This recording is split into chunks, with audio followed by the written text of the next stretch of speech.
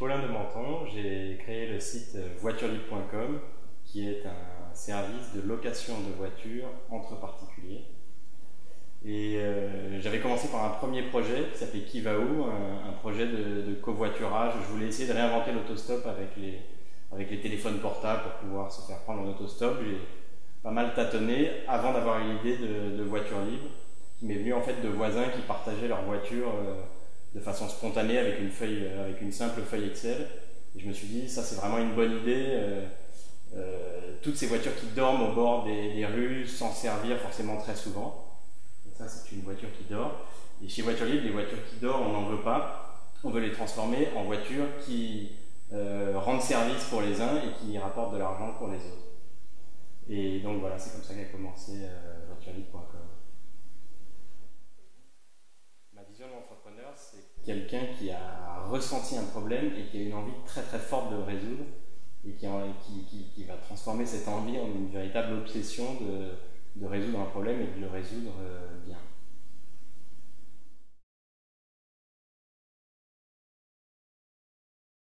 Ouais, je pense que créer sa boîte, c'est une véritable course de vitesse. Pour toutes les bonnes idées, on peut être sûr que sur Terre, il y a des dizaines de cerveaux de gens très malins qui sont en train de plancher sans le savoir en même temps. Et donc celui qui gagne, c'est en général pas celui qui a eu l'idée, c'est celui qui arrive à la concrétiser le plus rapidement possible.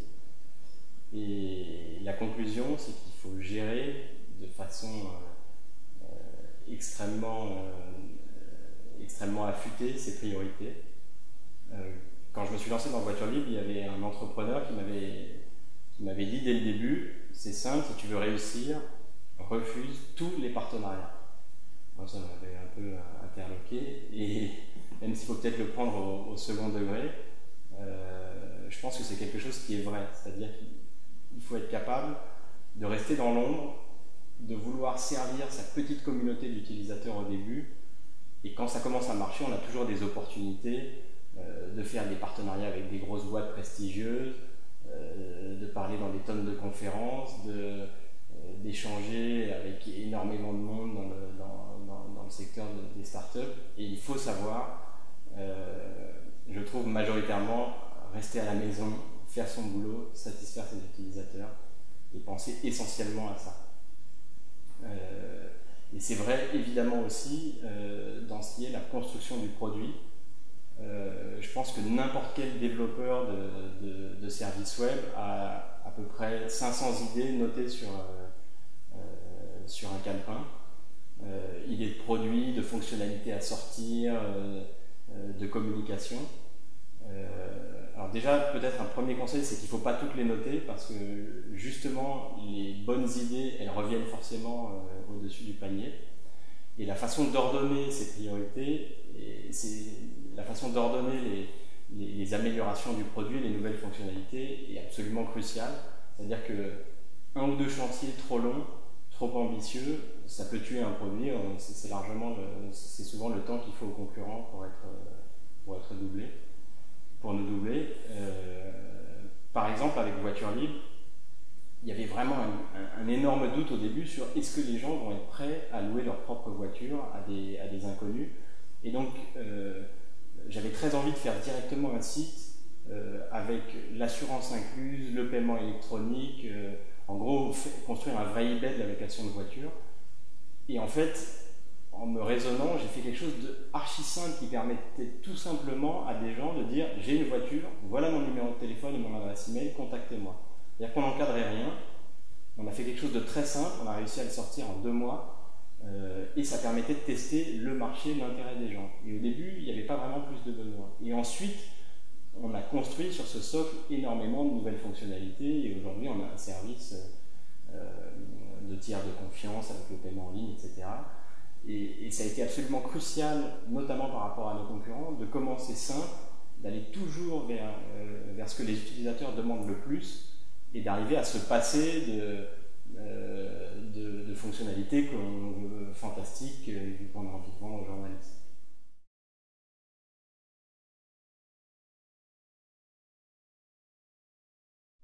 Je m'énerve quand je dois faire ma compta et plus généralement quand je dois traiter avec tout ce qui a à voir avec le papier. toutes les tâches administratives, les papiers, ça me va. J'ai envie de laisser tomber quand quelques moments où je me rends compte que je passe beaucoup de temps au travail et que il me reste très peu de temps pour profiter de la vie de ma famille. Je suis fier de moi quand j'utilise mon propre service et c'est-à-dire que je loue une voiture sur Voiture Libre et que j'ai affaire à quelqu'un qui connaît par cœur tous les détails du service, qui a lu toutes les conditions, toutes les instructions et qui m'explique ça comme si j'étais un novice.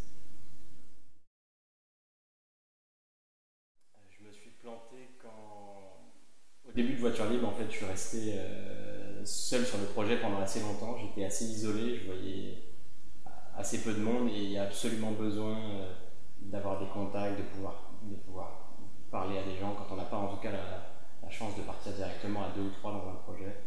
Et donc je me suis planté en restant trop isolé pendant un petit bout de temps.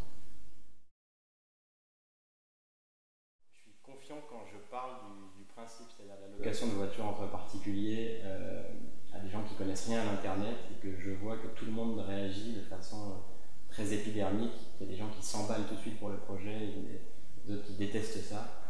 Et le fait que ça fasse réagir les gens, c'est une grande force pour un projet. Ça rend la communication assez facile et je me dis qu'il suffit de le faire connaître plus et que forcément on a une communauté qui se crée autour de ça. J'arrive plus à dormir quand j'ai de nouvelles idées sur le produit et je me réveille beaucoup pour noter des idées. Et plus généralement, j'ai découvert le principe de l'insomnie depuis que j'ai fait un labo. Je me suis senti entrepreneur la première fois que j'ai levé un petit peu d'argent avec des gens de mon réseau, avec des proches. Et je me suis dit qu'il y avait des gens qui comptaient sur moi pour que ça marche. Et ça change tout quand même si ce n'étaient pas des gens qui travaillaient avec moi, le fait qu'il y a des gens qui comptent sur moi et qui me fassent confiance, ça change tout dans le quotidien. J'ai demandé de l'aide quand tout le temps en fait depuis le début, j'ai été accompagné par des gens proches des business angels et je me suis énormément reposé sur leur expérience pour demander beaucoup d'aide. Et c'est extrêmement précieux d'avoir des gens à qui on peut avoir accès,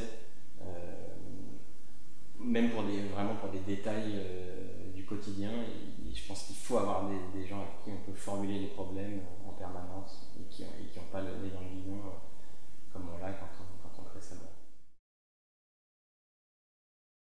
Ma star du web, elle n'est pas encore forcément très connue. Ce serait Fred Mazzella de covoiturage.fr qui a été extrêmement tenace parce que pendant très longtemps il y avait un service auquel personne ne croyait. Il a mis pas mal d'années à tenir bon avant que ça décolle. Il est resté low profile et voilà, il y a un gros million de membres maintenant et c'est quelque chose qui rend vraiment service.